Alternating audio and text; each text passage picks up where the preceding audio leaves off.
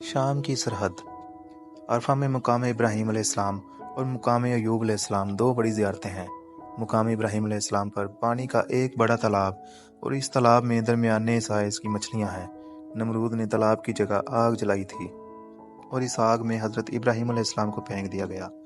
یہ مقام اللہ کے حکم پر تالاب بن گیا اور تالاب میں مچھلیاں پیدا ہو گئیں۔ تالاب کے گرد پرانے دور کی 12 دریاں اور قدیم قبرستان بھی موجود ہیں۔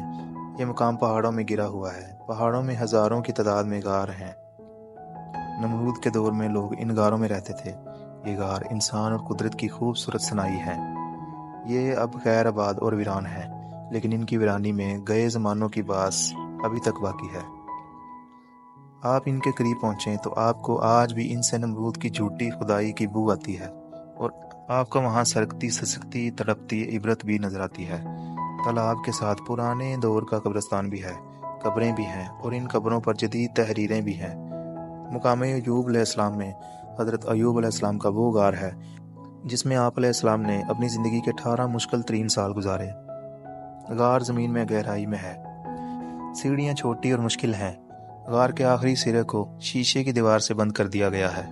مقام ایوب شیشے کی دیوار کی دوسری طرف ہے۔ غار سے چند گز کے فاصلے پر وہ کنواں بھی موجود ہے جس کے پانی سے آپ علیہ السلام شفا یاب ہوئے تھے، لیکن اب کنواں بند ہو چکا ہے، لیکن اس کی نشانی ابھی تک موجود ہے۔ کلیس ترکی کا بارڈر سٹی ہے۔ عرفہ سے کلیس پہنچنے میں 2.5 گھنٹے لگتے ہیں۔ کلیس کے بارڈر پر نصف درجن مہاجر کیمپ ہیں۔ یہ کیمپس شام کے علاقے میں ہیں، لیکن ان کا انتظام ترکی کے پاس ہے۔ IHH کے نوجوان ان کیمپوں میں خوراک بھی پہنچاتے ہیں، ادویات بھی اور کپڑے بھی۔ کیمپوں کی حالت اچھی نہیں، علاقے کا موسم شدید ہے۔ یہاں سردیوں میں برف پڑتی ہے جبکہ گرمیوں میں درجہ حرارت 50 ڈگری سینٹی گریڈ تک چلا جاتا ہے۔ شام کے مہاجرین 7 برسوں سے اس شدید موسم میں خیموں میں پڑے ہیں۔ پانی اور خوراک بھی نہیں اور دوسری ضروریات زندگی بھی ناپید ہیں۔ وہ کہتے ہیں ہماری نارمل زندگی میں نیل کٹر ایک عام ناقابل توجہ چیز ہوتی ہے، لیکن ان کیمپوں میں یہ بھی ناپید ہے۔ لوگ ناخن پتھروں پر رگڑ کر ہموار کرتے ہیں، نہانے کا تصور تک نہیں۔ شدید بمباری اور فائرنگ کی وجہ سے حلب اور ادلب قبرستان بن چکے ہیں۔ لاکھوں لوگ شدید زخمی ہیں، ہاسپٹل مفقود ہو چکے ہیں۔ ڈاکٹروں نے گھروں میں آپریشن تھیٹر بنا رکھے ہیں۔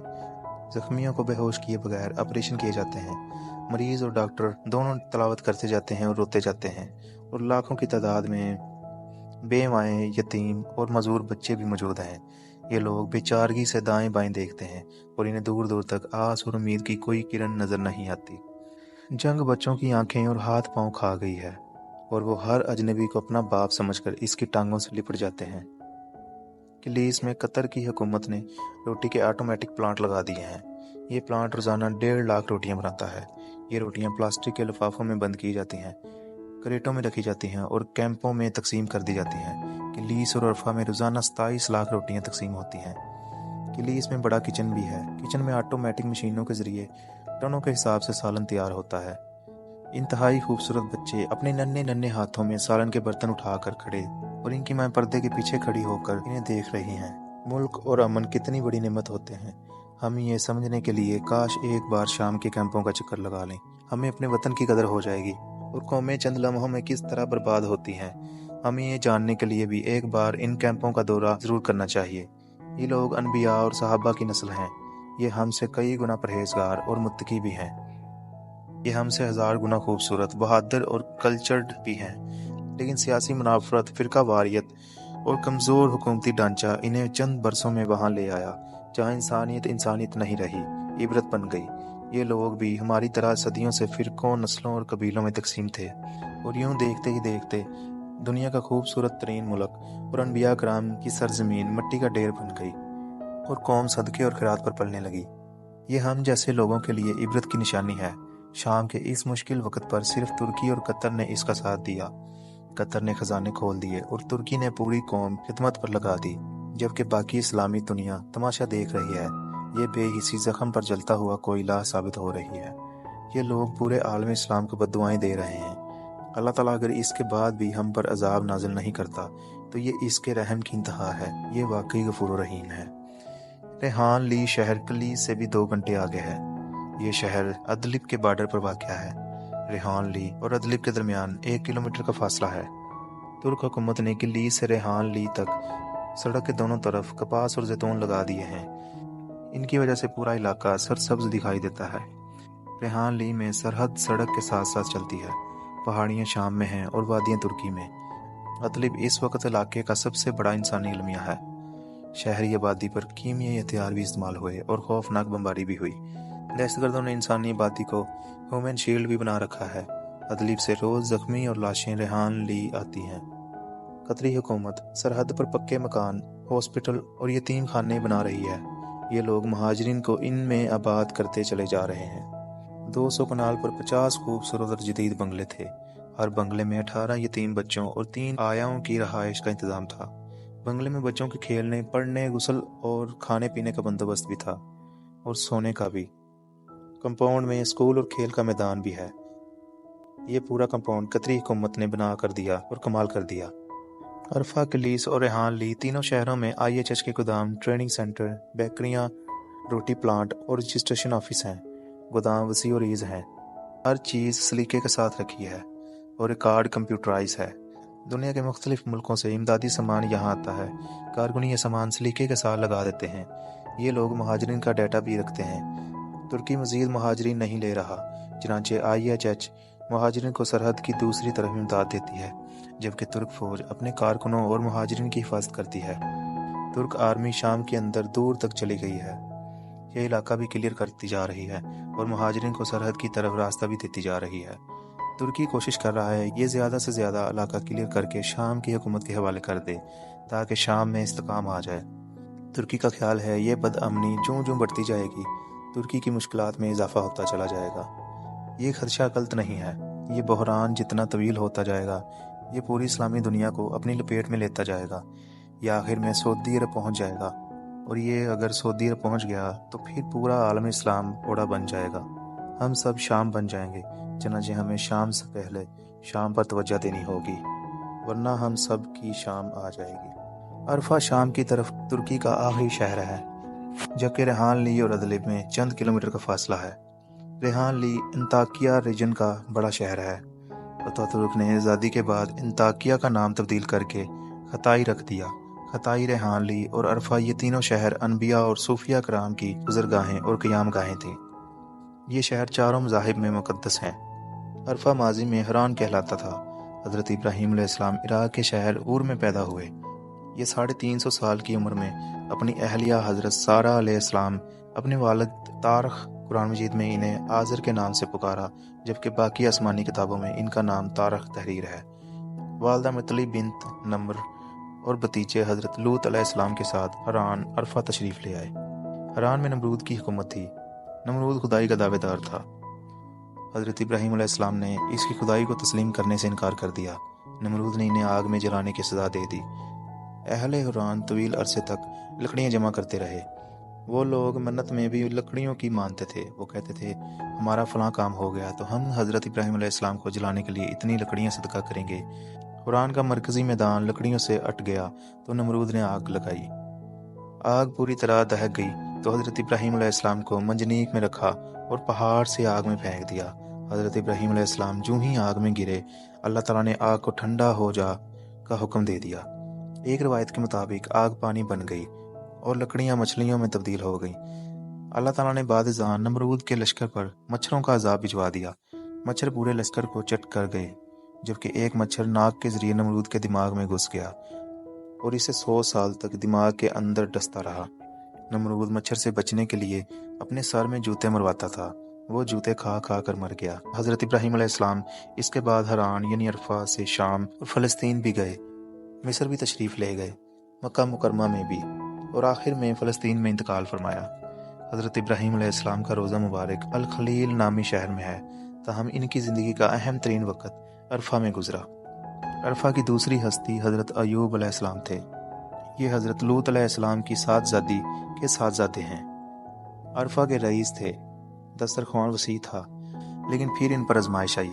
ان کے جسم میں کیڑے پڑ گئے، بدن سے ناقابل برداشت بو آتی تھی، دولت بھی ختم ہو گئی۔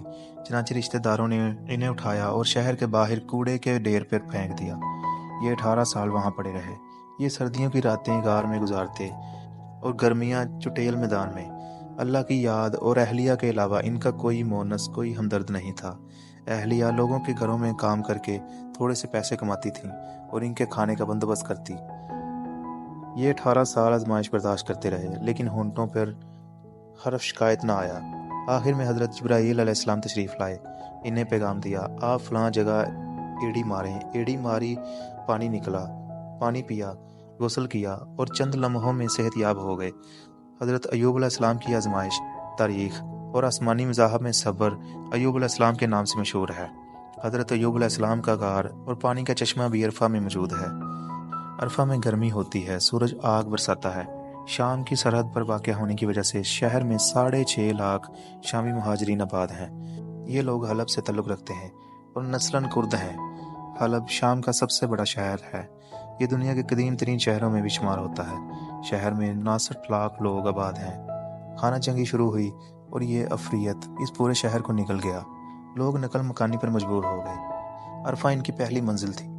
ترکی نے ان مہاجرین کو پناہ بھی دی، خوراک بھی اور طبی امداد بھی۔